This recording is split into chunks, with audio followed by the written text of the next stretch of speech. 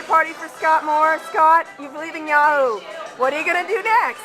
I'm going to go on safari for a couple of weeks, Kara. Excellent. Well, let's go outside and chat just briefly. All right, let's do it. All right, so Scott, you're leaving Yahoo, obviously. Many executives have.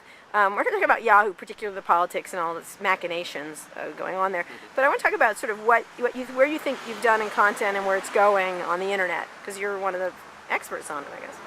Right. Well, I think, content on the internet is still just completely exploding. When you think about the history of the internet as a media vehicle, it's only 12 years old. Right.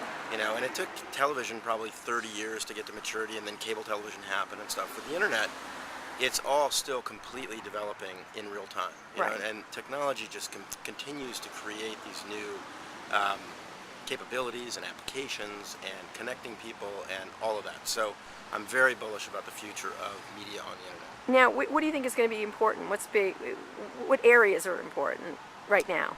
There's a bunch of things that are interesting. I mean, clearly social media is huge, and I think that, where you have social networking like Facebook as a standalone application is fantastic, but what they're doing with Facebook Connect now, where you can sort of take that identity and the vitality feed, the news feed and everything, and take it with you and share stuff with your friends across the internet. I was at Friend Feed yesterday, really for example. Yeah. It's about content discovery. I was at Hulu this morning, which was about premium content. Right. And sharing it. And premium content is another theme that is going to be enormous. I mean, we've had great success at Yahoo the last few months with things like Tech Ticker, which you've participated in, and Primetime and No Time. These are shows, internet shows, that are getting millions and millions of people watching them every day, every week. Right, now there are millions and millions of people, and there's lots of things like the Guardian or whatever on MSN. They've got a couple that are real big hits, but there hasn't been a breakout hit, and there's been a lot of big visible flops. Depends on what you consider breakout hit. Right. I mean, because the nature of the internet is that it's diffuse. You have massive amounts of content, massive amounts of distribution. People go find what they want. Right. It's a lot harder to do like one gigantic hit Right. TV show than it was when there's only 3 networks on Right. television. Okay. Right. But that being said, I mean, I'll just give you one example. Tech Ticker, we're doing, during that whole crisis thing and the run-up to the election, 500,000 streams per day on Tech Ticker. That's Video. one show, video streams per day. That's way larger than any show on CNBC. Right. So Tech Ticker arguably is the most watched show in financial journalism today. It's phenomenal. Didn't exist, a year ago. Right.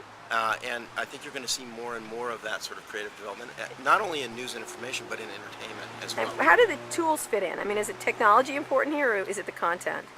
Technology is all about the enabling. Okay, so I mean, having things like Twitter, having things like Facebook Connect, having things like just, advancements in programming languages and that sort of thing makes way more sort of creativity possible.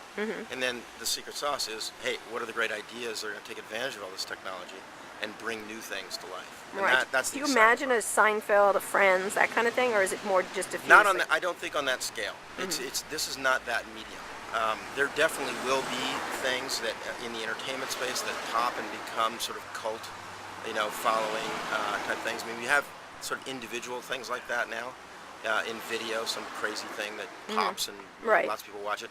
I think there will be shows that will develop on that, but probably not at the scale of Friends or Seinfeld. I mean, frankly, I don't think we'll see those on TV. Who are the big competitors in this area? Yahoo's typically number one. AOL has got some stuff out there. Is it just so many competitors, or does it still, is the portal idea still survivable in this era? I think portals are going to be viable. I think definitely that they will not have the central role that they played, say, 5 or 8 years ago.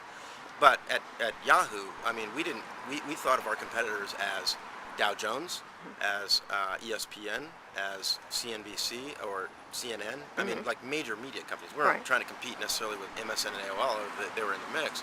But we wanted to have best-of-breed product experiences in every category we could. Using partners and your own. You didn't do as much original content. That was sort of the way Terry Semel wanted to go, and then it didn't. Well, what we found, really works the best is a hybrid model where you aggregate, you license other people's content, you create great software and applications around that, and then you do some original that really differentiates your product offering from those of your competitors, and that was kind of the secret. Right. Now, finally, you've worked at Microsoft.